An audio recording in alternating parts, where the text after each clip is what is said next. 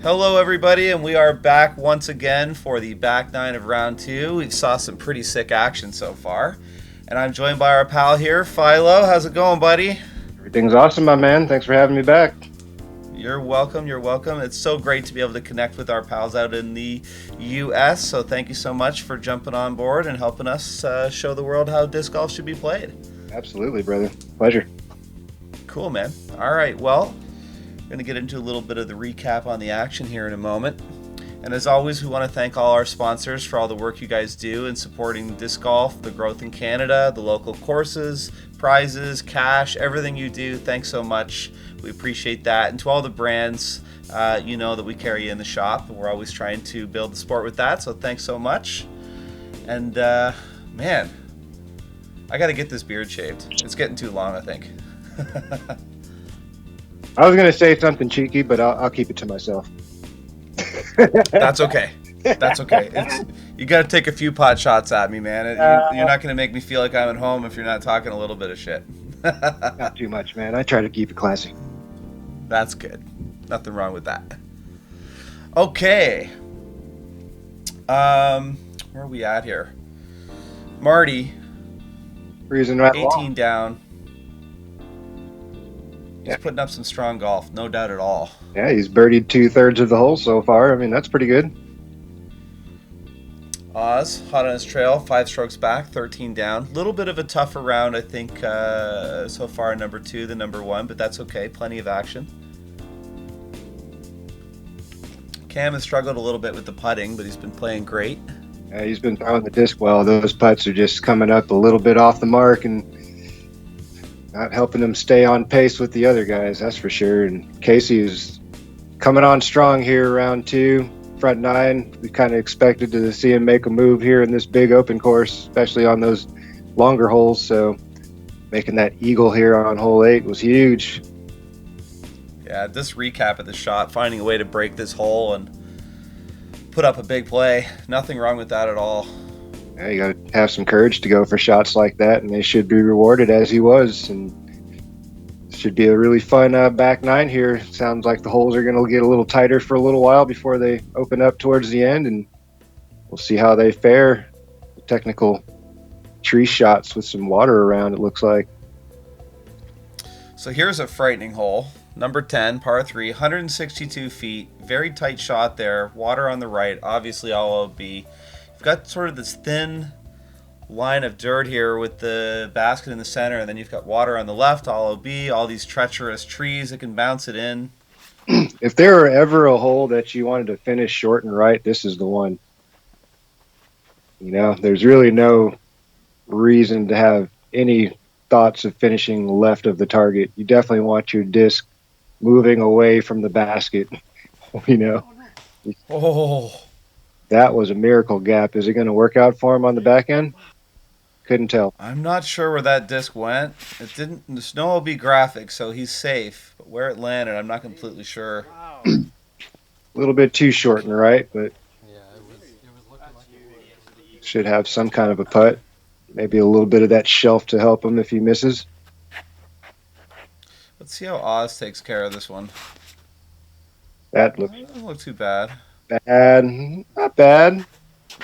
That's such a touchy shot, you know. Those under 200-foot shots, and you got to add a little shape to them and flex it through the gap like that, you know. It's such a disaster if you end up in that water. Yeah, Such a short hole, you're just giving up strokes. that looks pretty good. Just a little bit more speed and sit. It's in the neighborhood. It's in the neighborhood. How would you attack this hole? You know, I'm not overconfident with my backhand game, but I feel like I could make that work with a Firebird and just kind of, you know, give it a lot of action to make the swing early. You know, if that makes any sense. I'd cut it really tight around the corner and use that overstability to drag back towards the hole and just kind of crash over the hill and hopefully land by these logs here or something like that. Unless if the putter backhand shot just felt really open where I could take something really neutral that's not going to get a overstable finish.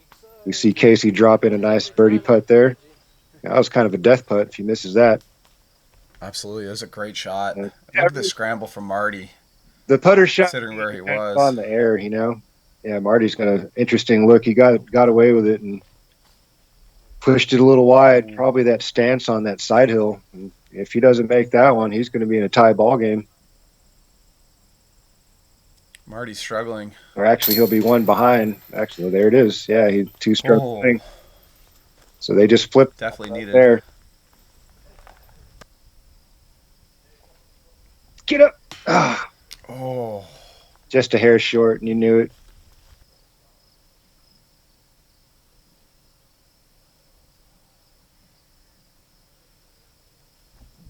Beautiful putt, bud. Out of way to do it, Cam. Cam with a great drive, cleans it up. You know, it's pretty cool how these short technical holes can be so difficult, even for such strong players. Yeah, these are the ones that I would say make or break a lot of people's rounds. Those really short technical, basket up on a spine, elevated basket, OB to the left. You know, there's really only one good place to land. That's kind of one of those holes I was talking about earlier. It's not particularly an island green, but there's only really a couple of good places to land, you know, and it just makes getting there that much more difficult. And for the first time in this match, we've actually seen a change in leaderboard now. We actually have a new person in the front row. Casey Hanemayer, great birdie, and capitalizes on Marty's mistake there. And scratching and clawing, that's what I was alluding to earlier. You know, you don't have to get them all back in one hole. You just got to keep on chomping away, and maybe that guy will make a mistake, and you can flip-flop. Now it's just a matter of if Casey can hold the momentum here. And that's not the best way to get things going, that's for sure. Way early on a very turny, technical par 4. I like this play, though, just playing smart, get in position, and I'm assuming he wants to attack from there. And that's an attacking shot if you got it. That works. It's kind of tough to tell because these tree areas are very claustrophobic, but he did get up there. Let's see what Marty chooses to do. Going understable, mid-range or driver, looks like maybe a leopard or something like that, because that thing just kept on sliding right, but looks a little bit too far right at the moment. After hitting early, Casey's trying to make the turn and get up there towards...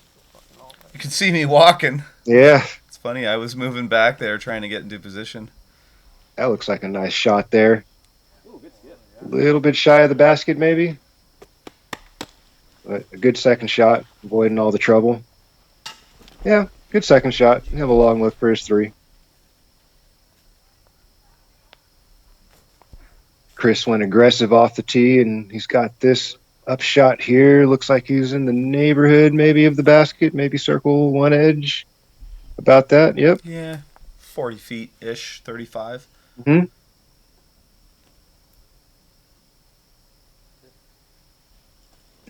Not bad for Casey. He needs to get up and down there. These holes, too, are pretty new. Chunks of this course had just been built about a month prior. I know I've got a few pictures from John of what the current course looks like, and it certainly worked itself in more. There's been a lot of players through it. Martin scrambling there. He's going to have a look for his 3 and try to re-snatch the lead from Casey. Yeah, with a good layup. Yeah, you know, he was a bit further outside than he wanted to be, so he took a, you know, aggressive layup at it. Martin really wants to bang this one in there, and he does.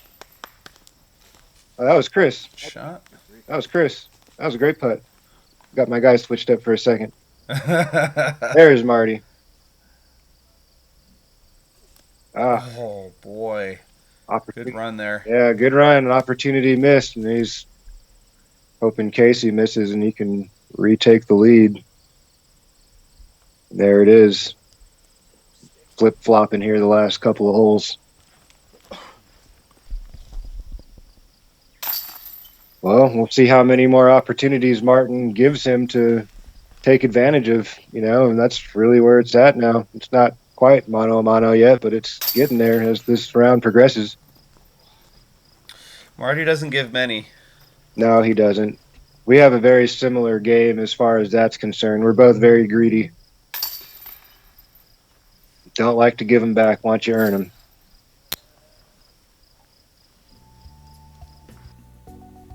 Step through putt there. Look at this putt. Cash money for Chris. Lone birdie from Chris Oz, 14 down. Casey with an unfortunate bogey returns to a tie for the lead with Marty. Cam scratching away, 12 down, just a few strokes back. He's hanging around. 9 down round from Casey so far, just crushing. Yeah, just hitting that early tree just kind of really deflated that chance for momentum, but there's still some more holes here to play. There's a lot of trees in the way, and anything could happen. Number 12, 239 feet, another technical hole. Trying to meander through all these trees and get to the basket if we can. Looks like a button hook hard left the whole time. Just going to have to find a gap, and looks like a lot of angles and not a lot of good ground play with all that stuff on the ground. So nice and high. Oz with that Firebird. Yep. Does he get through? That was the money line there. Well, he fought through about halfway, it looks like. Come on, Cam, show us how it's done. A little bit wider and redirect them back towards the fairway, but it's going to be well short of any kind of birdie look.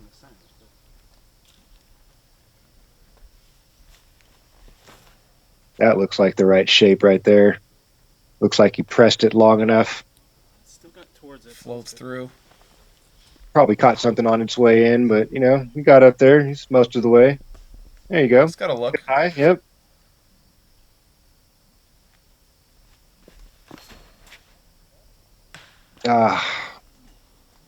Yeah, those are tough, man. When you got to make the disc turn the whole time, but you need a straight shot to start. So easy to add the extra angles in the shape of your swing because you want to see the disc turn left. It's really hard to just trust the straight action and let the overstability in the disc do the turning for you. There's a lot of skill in learning how to do that properly, especially in these tight shots through the Absolutely. woods. That's where that paralleling I was kind of talking about earlier really comes into play, and setting your body up on the right angles to allow these things to happen more efficiently and naturally instead of forcing it to happen. Is the action in the U.S., this is a question I have, is the play in action in the U.S. more going towards courses that are technical or distance? Both. They're doing both at the same time. So both skills are very important. Yeah, I mean, controlled distance is paramount on the Pro Tour. I mean, it's one thing to be able to blast the disc out there 400, 500 feet, plus, but it's very rare that they just give you all the space in the world to utilize that space, that speed.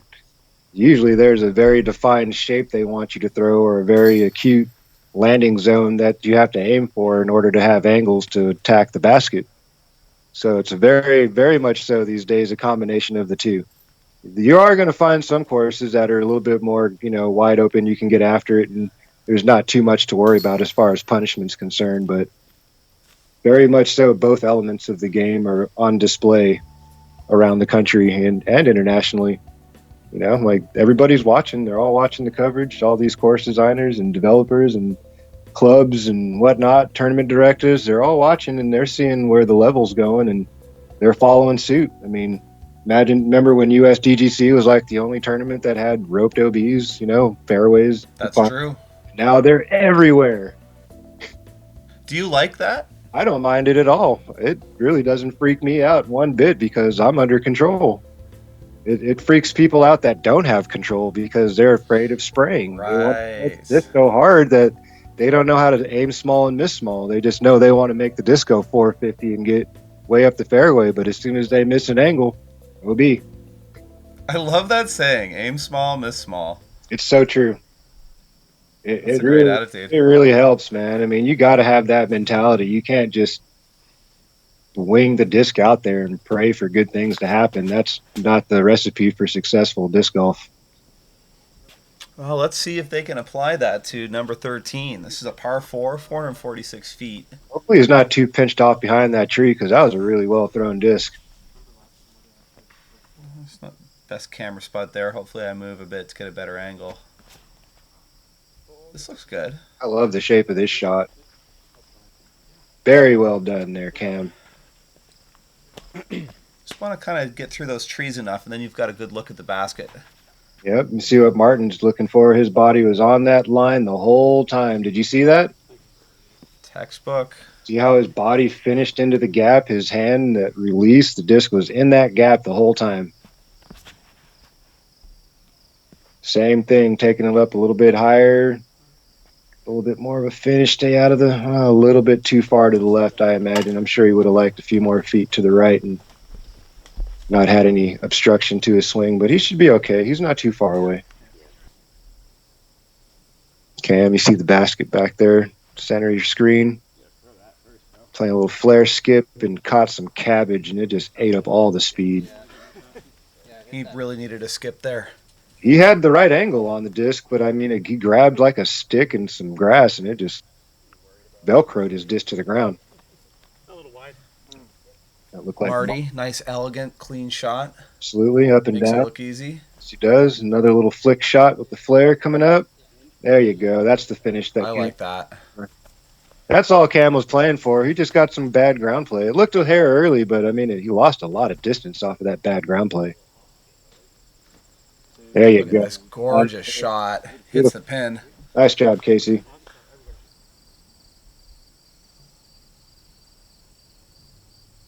Long putt. He's been all over the target.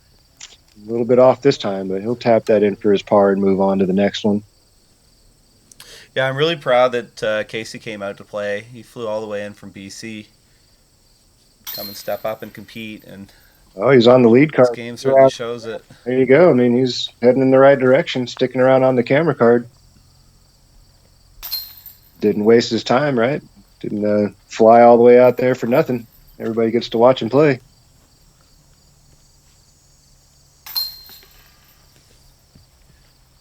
Nice little cleanup there. 13 comes to an end here.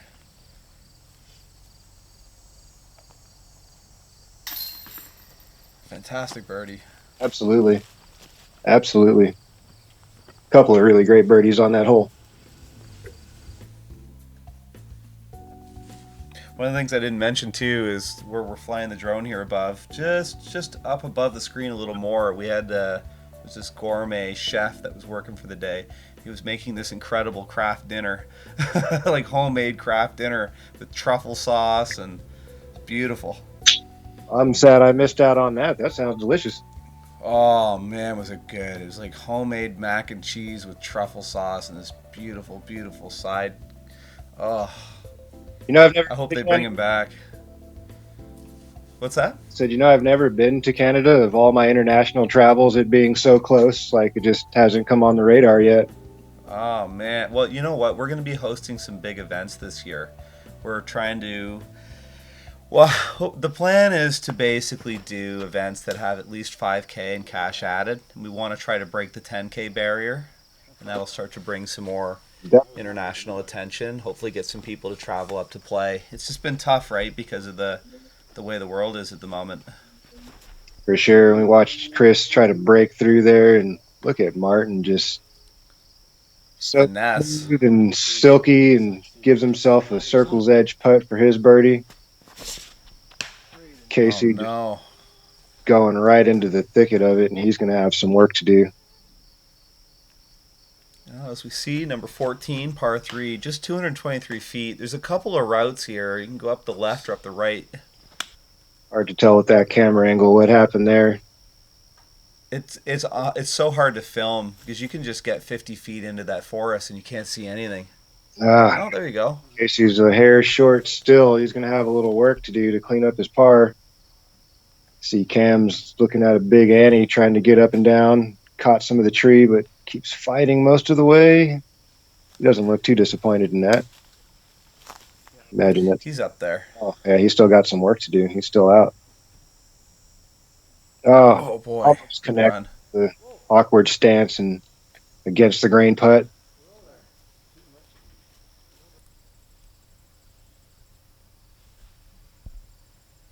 Oh, Wow. sorcery there from Oz, trying to sneak one up and over.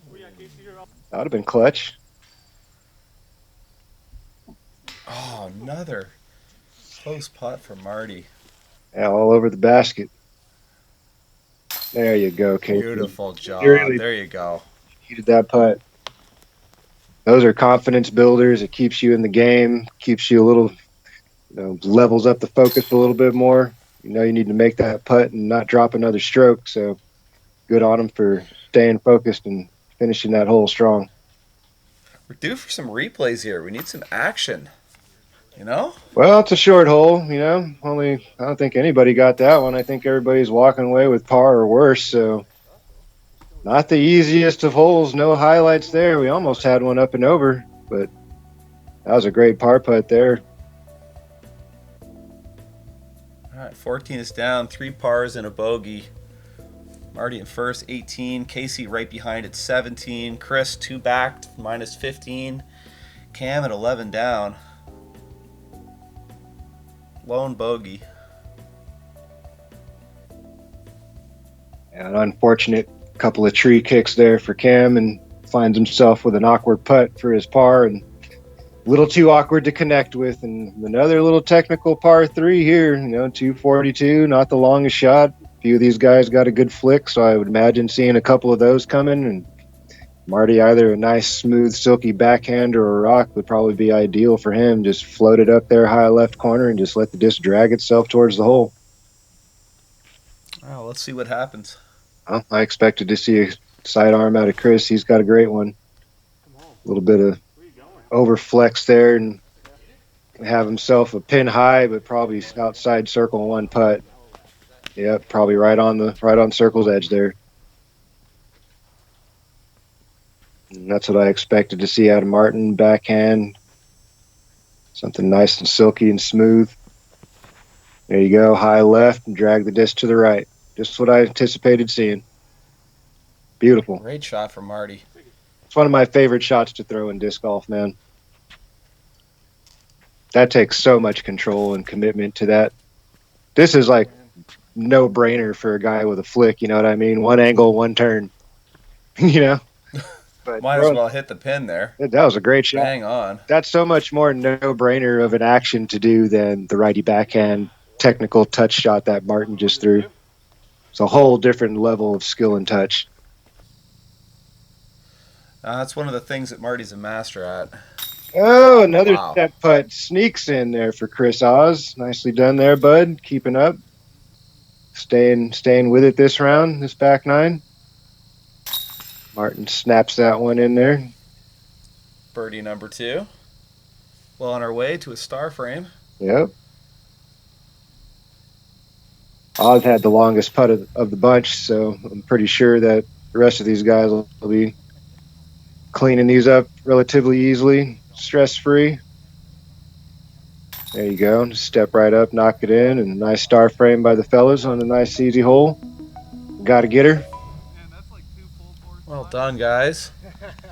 Everybody's That's 4 we've smiling. had now. Very rare you walk away from a star frame and everybody's not smiling. That's for sure. I don't think I've seen it yet, so it's nice to see the guys enjoying it and congratulating each other. It's good sportsmanship. Super important. Yeah. As competitive as we all are, and still got to have grace out there. It's okay to be upset at yourself or whatever. I do that all the time, but when other people are doing good stuff, it doesn't take too much to give them a little nod and a little bit of props, It's a good thing to do.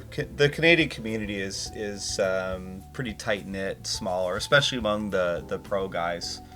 And that level of respect for each other is something that's so important. Absolutely. It's something that has to be a part of our, culture as a whole sport, This looks like a tough hole here, man. Number 16, par 4, just 336 feet. Oh, I would have loved to see full flight on that. He had the go on it. That thing might have got there. Whew.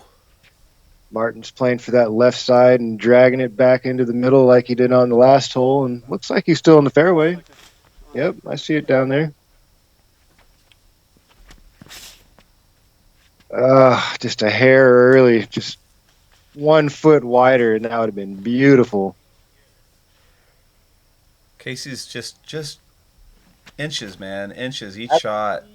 Getting punished on those trees. And just really focusing on that disc finishing to the right, and looks like he was in the middle of the fairway. I mean, 336 isn't the longest, obviously, but you can tell from the shape of the hole that there's probably a 2% chance of making it all the way there. You just got to really thread the needle with speed. That's so hard to do. It's one of the hardest elements of the game is throwing fast in a very small space. Do you ever make decisions based on percentages? Like, do you ever do that and calculate that as 4% I'll get through, so I'll lay up? Is that how it works? That's my life. Or is it more feel? It's both, you know? I mean, it's kind of that old Texas saying, right? Know when to hold them, know when to fold them. I mean, you just got to be smart out there and understand what you're capable of. There's obviously risks and gambles that come up, but you got to be smart about it, man. Every hole can't be that same decision. You know what I mean? Like, you got to take your medicine sometimes. Marty with a grade up, a little bit fast, a little bit past, but not too bad. Not too bad. That's right there. 6-7 paces off. Tap in.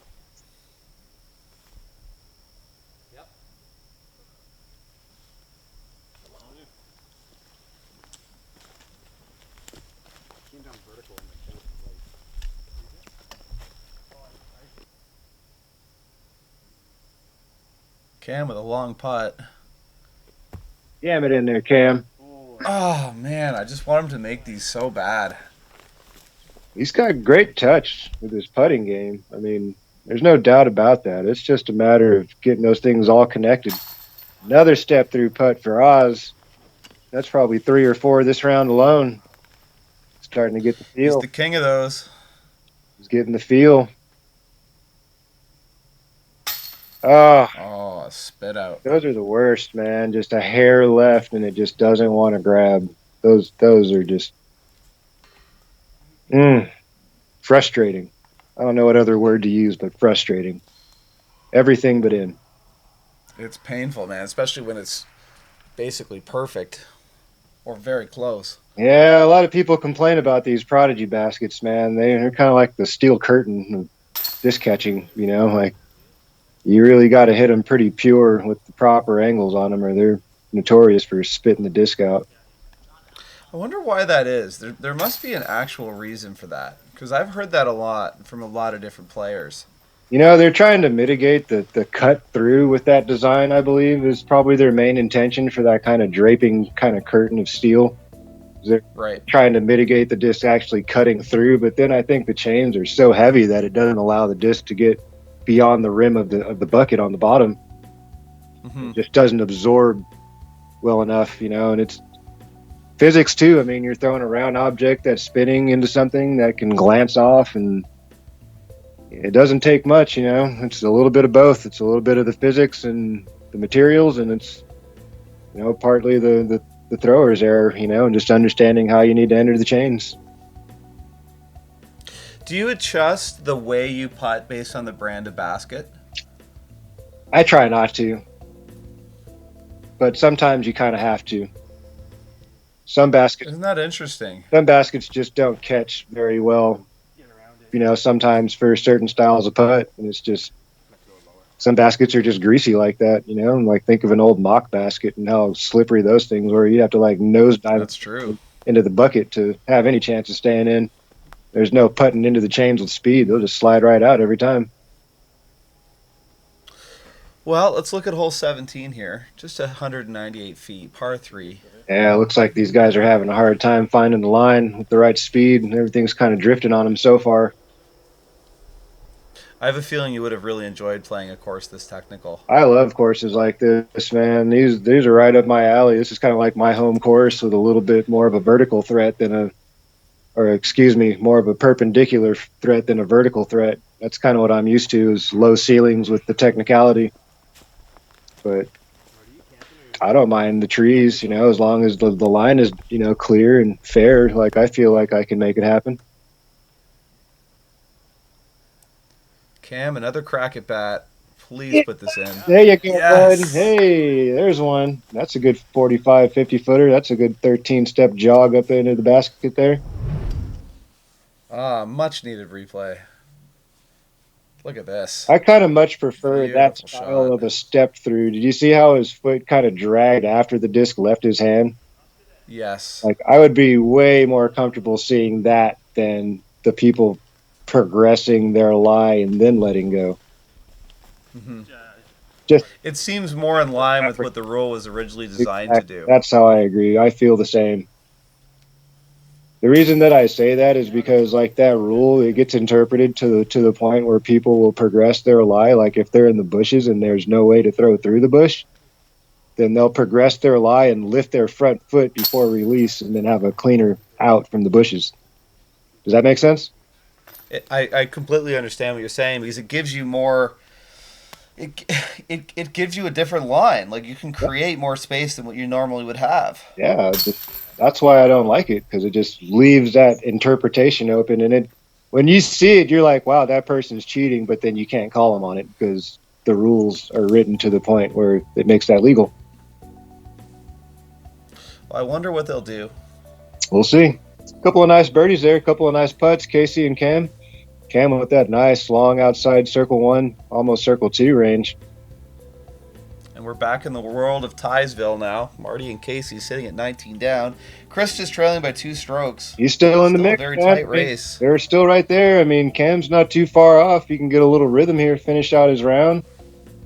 You know, get a nice birdie here on the last hole and finish strong. He's a handful of strokes isn't too many when you got 2 more rounds to go.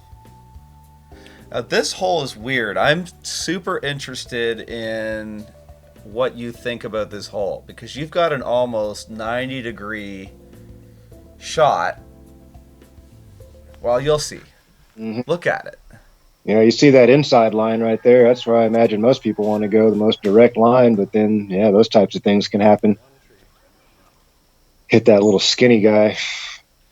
Where you could do this and play smart and just pitch it out and take your 3 like they want you to do. Sometimes that's the smartest thing to do, you know? Like, you get to a spot where you can be aggressive. Just because you can get there in one doesn't mean you're... Like, look, they're not even driving. They're just jump putting. That's you know, the course is making them do that. There's no clean way to get where they want to go. Yeah, I'm out of the zone now. You know, is that what you would do here? Absolutely. I mean, if I felt comfortable enough to throw my flick and to get around the corner comfortably, then I would try that. But I mean, if not, then I'm going to land where I give myself a wide open angle to do exactly what he's doing, fire it aggressively right into the base of that hill. Because it's a perfect backstop. You can go as fast as you want, and you know the disc isn't going anywhere. You know, Martin's taking. See, look at this. He's taking a bit softer approach in there, which is great. It's still right there, more control, but you have the option to be a bit more aggressive as far as the speed coming in when you got something like that. Wow, you don't see that. Look at this weird shot. Tree's trying. It's a weird shot. See if he can punch through and get up there far enough. No, he's going to have a long way still, probably 80 feet to get to the target, and it's up on that hill. So Casey will be scrambling most likely for his par and calling it a day.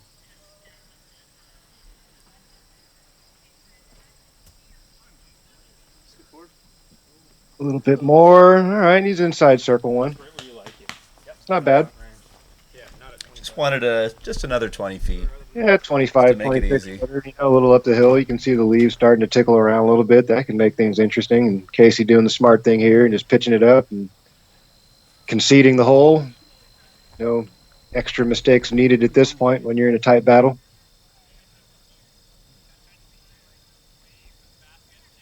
Cam taking his time.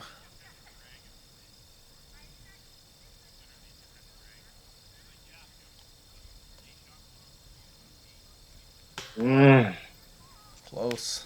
The only thing that I see is he's just not extending his hand into the fat part of the chains. You know, like the line is great, but when I see his hand come forward, you can tell he's not committed to putting the disc up there in the chains. Like, he's on the line of the cage for sure, but man, just holding on 1 or 2 clicks longer and he's going to be making 90% of his putts, you know, like so close. One little tiny tweak and he's right there.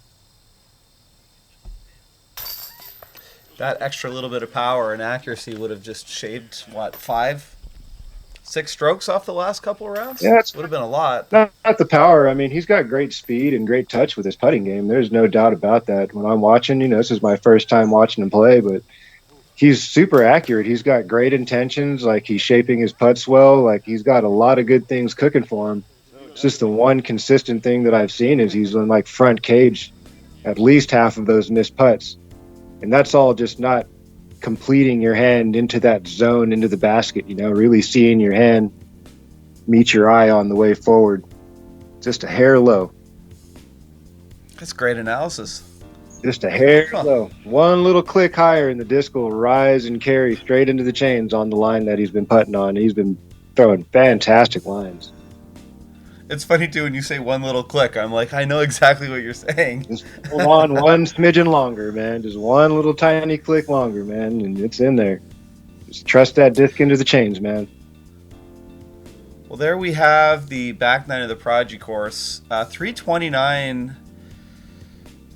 Wow, 329s and a 26 from Chris Oz. Look how well he played that. Yeah, Chris was striking. He was trying to make a comeback and stay in the pack and stay in the race. He wants to stay on pace here for these next 2 rounds and try to make a battle of it, keep things interesting. Good on him.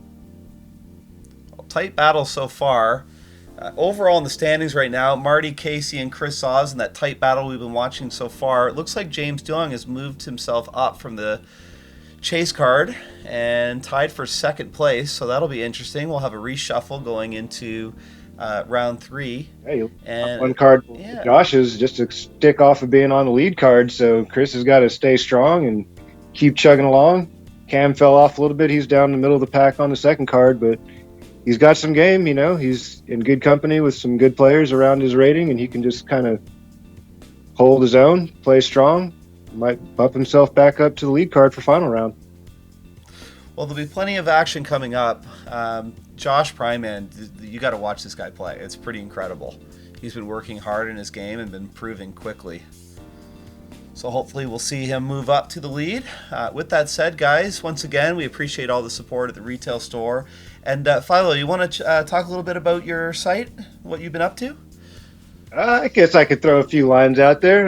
Yeah, for sure, man. We appreciate everything you're doing. The least we can do is talk about your site a little bit. Well, right now the site is only partially operational. We're just focused on the clinics and lesson side of it for the meantime. It's obviously an outlet for people to inquire about, lessons and clinics and whatnot, or just send me an email about whatever. teamphilo@yahoo.com. If you feel generous and want to donate to my cause, there's a link to make a donation.